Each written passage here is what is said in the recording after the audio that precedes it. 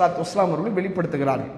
அடுத்து என்ன நடந்துச்சு அல்லாஹ் சொல்கிறான், ஃபலம்மா அஸ்லமா, அந்த இருவரும் கட்டுப்பட்டு, வத்தல்லாஹுலில் ஜபீன், ஒரு புறமாக அவரை சாய்த்து, இப்ராஹிம் அலைஹிஸ்ஸலாத்து வஸ்ஸலாம் அவர்கள் அறுப்பதற்காக தன்னுடைய மகனை ஒரு புறமாக சாய்த்து வைத்திருக்கக்கூடிய நேரத்தில், வநாதைனாஹு ஐயா இப்ராஹிம், இப்ராஹிமே என்று அவரை நாம் அழைத்து, கது சத்தக்த ருயா, உங்களுடைய கனவை நீர் மெய்ப்படுத்தி விட்டீரே, இன்னா கதாலிக்க நஜ்ஸில் முஹ்சினீன், இவ்வாறுதான் நல்லுபகாரம் செய்யக்கூடியவர்களுக்கு நாம் கூலி வழங்குவோம் என்று இப்ராஹிமை அழைத்து இந்த செய்தியை நாம் சொன்னோம்.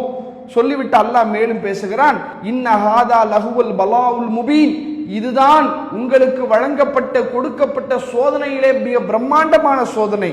வஃபதைனாஹு பிذبحின் அலீம், இவருக்கு பகரமாக, உங்களுடைய குழந்தைக்கு பகரமாக மகத்தான ஒரு பிராணியை நீங்கள் இறைவனுக்காக அறுத்து பலியிடுங்கள்.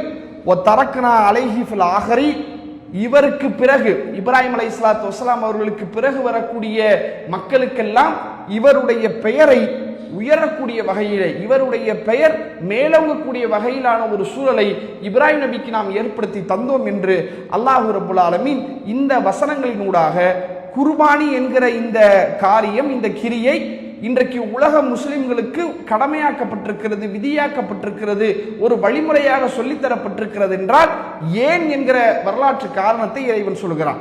குர்பானி உங்களுக்கு வழங்கப்பட்டதனுடைய நோக்கம், இப்ராஹிம் அலைஹிஸ்ஸலாத்து வஸ்ஸலாம் அவர்கள் இறைவனுடைய கட்டளையை நிறைவேற்றக்கூடிய விதமாக தன்னுடைய மகனையே அறுப்பதற்கு துணிந்தார்களே, அது போன்ற ஒரு கட்டுப்படுதல் உங்களிடத்திலே வெளிப்பட வேண்டும்.